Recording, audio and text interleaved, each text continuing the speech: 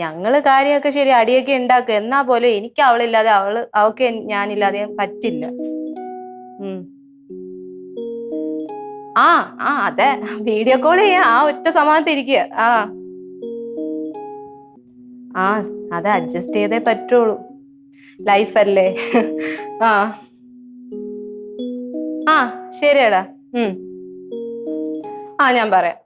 Okay. Okay. ശരി. നീ പോവാൻ തന്നെ തീരുമാനിച്ചോ? അതെ. ആരോട് ചോദിച്ചിട്ട്? ആരോട് ചോദിക്കണം? എനിക്ക് താല്പര്യമില്ല. നിന്റെ താല്പര്യം ഇവിടെ ആര് ചോദിക്കുന്നു? അമ്മയ്ക്ക് താല്പര്യമില്ല. അമ്മയ്ക്ക് താല്പര്യമില്ല, അത്രയല്ലേ ഉള്ളൂ. അത് ഞാൻ പറഞ്ഞ് ശരിയായിക്കോളാം. ഇപ്പൊ ഞാൻ പോണു എന്ന് അറിഞ്ഞ എന്റെ വിഷമമാണ് അമ്മയ്ക്ക്, വേറെ കുഴപ്പമൊന്നുമില്ല. എനിക്ക് അങ്ങനെയൊന്നും തോന്നല്ലോ കേട്ടോ. അമ്മ സമ്മതിക്കുന്ന എനിക്ക് തോന്നല്ല. അതൊക്കെ അമ്മ സമ്മതിക്കും. നീ നോക്കിയിരുന്നു, ഇപ്പൊ സമ്മതിക്കും. പിങ്കി വാ. എന്ത് വാ, നീ ഇവിടെ ഇരിക്കും. അതെ എടി, ഞാൻ പറയുന്നു, നീ നന്നായിട്ടൊന്ന് ആലോചിച്ച് നോക്ക്. എന്ത്?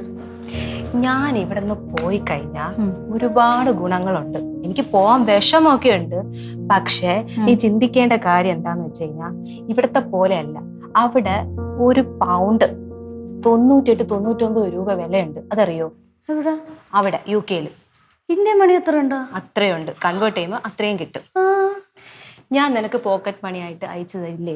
എന്റെ ഫസ്റ്റ് സാലറി നിനക്ക് ഞാൻ കുറച്ച് പൈസ അയച്ചു തരും. ഉറപ്പായിട്ട് അയച്ചു തരും. പിന്നെ ഞാൻ പോകുന്നത് എനിക്ക് വേണ്ടി മാത്രമല്ല, നിനക്കും കൂടി വേണ്ടിയിട്ടാണ്. ഞാൻ അവിടെ PR എടുത്തു കഴിഞ്ഞാൽ നിന്നെയും കൂടി ഞാൻ കൊണ്ടുപോകും. പിന്നെ നമ്മളെ ഫാമിലി. എന്നെ കൊണ്ടുപോകല്ലേ? കൊണ്ടുപോകുന്ന ഇടി, ഉറപ്പായിട്ട് ഞാൻ നിന്നെ കൊണ്ടുപോകും. നീ എല്ലാ സാധനം മേടിച്ചോ? ഇടി ഇപ്പൊ തന്നെ ഞാൻ ഒരു കാര്യം ചോദിച്ചിട്ടെ, നിനക്ക് ബ്രാൻഡഡ് ഷൂസ് ഇടണോന്നും ബ്രാൻഡഡ് ഡ്രസ്സ് ഇടണോന്നും ഒക്കെ ആഗ്രഹമില്ലേ? എന്നിട്ട് നമുക്കത് മേടിക്കാൻ പൈസ ഉണ്ടോ? ഇല്ല. പക്ഷെ എനിക്ക് അവിടെ പോയി ഞാൻ ഒന്ന് സെറ്റിൽ ആയി കഴിഞ്ഞാൽ നമുക്ക് സാമ്പത്തികമായിട്ടുള്ള പ്രശ്നങ്ങളെല്ലാം തീരും. നീ പറയുന്ന എന്തും എനിക്ക് മേടിച്ചു തരാൻ പറ്റും, ഐഫോൺ ഉൾപ്പെടെ. കഴിഞ്ഞ പ്രാവശ്യം ടാബിന്റെ കാര്യമൊക്കെ പറഞ്ഞ ഓർമ്മയുണ്ടല്ലോ? സമ്മതിച്ചില്ലാരും. ഇല്ലല്ലോ. അതെല്ലാം ഞാൻ എങ്ങനെയും ഞാൻ നിനക്ക് വാങ്ങിച്ചു തരും. ഉറപ്പാണോ? ഉറപ്പ്. പ്രോമിസ്. നീ ഇങ്ങനെ പറഞ്ഞ കേൾക്കുമ്പോണ്ടല്ലോ എനിക്ക് എന്തോ ഒരു സന്തോഷം. പക്ഷെ ഉണ്ടല്ലോ, ഒരു പ്രശ്നമുണ്ട്. നിന്നെ ഞാൻ ഇങ്ങനെ കാണാതിരിക്കും, അതെനിക്ക് പറ്റൂല. അതാ ഞാൻ പറഞ്ഞത്, നമുക്ക് കുറച്ച് ദിവസം വീഡിയോ കോൾ ചെയ്യാൻ പറ്റും. എന്തായാലും കുറച്ച് ദിവസത്തെ കാര്യമുള്ളൂ. ഞാൻ പറഞ്ഞല്ലോ നേരത്തെ, PR എടുത്തു കഴിഞ്ഞാൽ എനിക്ക് നിന്നെ കൊണ്ടുപോകാൻ പറ്റും. നിന്നെ മിസ് ചെയ്യും, പക്ഷെ എന്നാലും കുഴപ്പമില്ല, ഞാൻ നിന്നെ സപ്പോർട്ട് ചെയ്യുമല്ലോ. ഒരാളുടെ സമ്മതം കിട്ടി, ഇനി എന്റെ അമ്മയും കൂടി ഒന്ന് സമ്മതിച്ചാൽ മതിയായിരുന്നു. എനിക്ക് തോന്നല്ല സമ്മതിക്കുന്നു. എന്നാലും നമുക്ക് സോപ്പിട്ട് വെക്കാം. ബാ.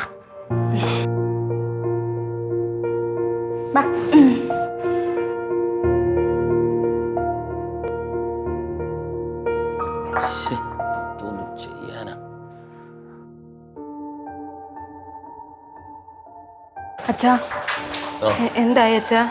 അതെ മോളിരി. മണി അമ്പിനും ബില്ലിനും അടുക്കണില്ല. എന്തോ അവൾക്ക് ഭയങ്കര ഒരു പേടിയും ദേഷ്യവും ഒക്കെ. അവള് സമ്മതിക്കുന്നില്ല. അതിനിടയ്ക്കാണെങ്കിൽ ഇവള് ഏഷണിയും കൂടെ കൊടുത്തു എരിയുകയത്തിയിൽ എണ്ണ ഒഴിക്കുക. അയ്യോ, ഞാനിപ്പോ അങ്ങനെയൊന്നുമില്ല. ഞാൻ ഒപ്പോസിഷൻ പാർട്ടി വിട്ടു. ഞാനിപ്പോ സപ്പോർട്ടിങ് പാർട്ടിയുടെ കൂടെയാണ്. അതെങ്ങനെ? അത് പിന്നെ നമ്മള് ഈ മോഹന വാഗ്ദാനങ്ങൾ നമുക്ക് തന്നു കഴിഞ്ഞാൽ ആരായാലും കാല് മാറി പോകില്ലല്ലേ. മോഹന വാഗ്ദാനം? ഇവള് എന്തോന്ന് പറയണത്? അതൊക്കെ വലിയ കഥയാണ്, പറയാൻ പറ്റില്ല. അച്ഛാ, ഒന്നുമില്ല.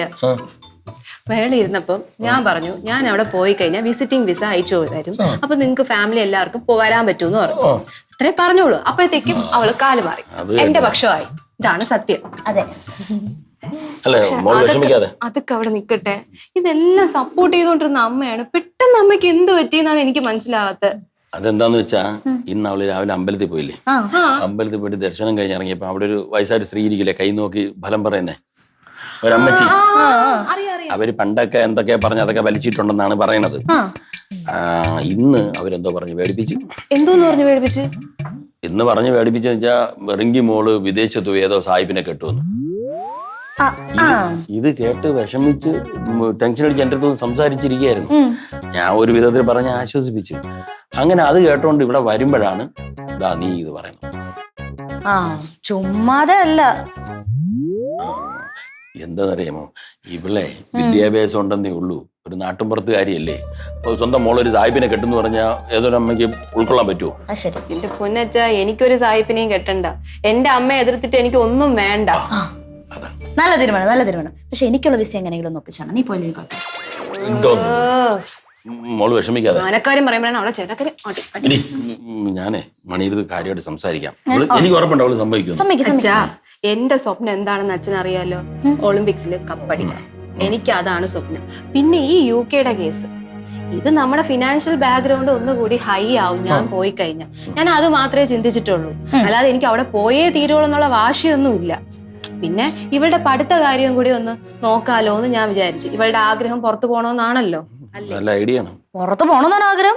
അല്ല, എന്റെ ആഗ്രഹത്തിന് വേണ്ടി ഇവിടെ ആരും സ്വന്തം സ്വപ്നം ഒന്നും കളയണമെന്ന് ഞാൻ ഇവിടെ ആരടുത്തും പറഞ്ഞിട്ടൊന്നുമില്ല. എനിക്ക് എന്റെ സ്വന്തമായിട്ടുള്ള കാര്യങ്ങൾ നേടാനൊക്കെ എനിക്കറിയാം. ഇപ്പൊ എനിക്ക് പഠിച്ച് എവിടെയെങ്കിലും പോകണമെങ്കിൽ ഞാൻ സ്കോളർഷിപ്പ് എടുത്ത് പൊക്കോളാം. അതിപ്പോ നിങ്ങൾ ആരും കാശ് വെക്കേണ്ട ആവശ്യമില്ല. അതാണ് എന്റെ പ്ലാൻ. ഓക്കെ? ഈശ്വര, എന്റെ മക്കൾ ഇങ്ങനെയൊക്കെ ചിന്തിക്കുവോ? ഞാൻ വിചാരിച്ചില്ല. എനിക്കിപ്പോഴും കൊച്ചു കുട്ടികളെ പോലെയാണ് നിങ്ങള്. വലുതായി, മനസ്സിലായി. പിന്നെ നീ ടെൻഷൻ ആവാതെ, ഞാൻ മണിയൊക്കെ ഒന്നുകൂടി കാര്യമായിട്ട് പറയാം. അവള് സമ്മതിക്കൂടി. അല്ല, ഞാൻ ചോദിക്കട്ടെ, അമ്മ എവിടെ പോയി? ഇത് നടക്കുമോ ഇല്ലയെന്ന് അറിയാൻ വേണ്ടി അതോ ജോൾസിനെ കാണാൻ പോയിരിക്കും. ജോൾസിനെ കാണാനോ? എന്തിന്? അതല്ലേ അമ്മയുടെ വിശ്വാസം. അന്ധവിശ്വാസം. എനിക്ക് വയ്യ.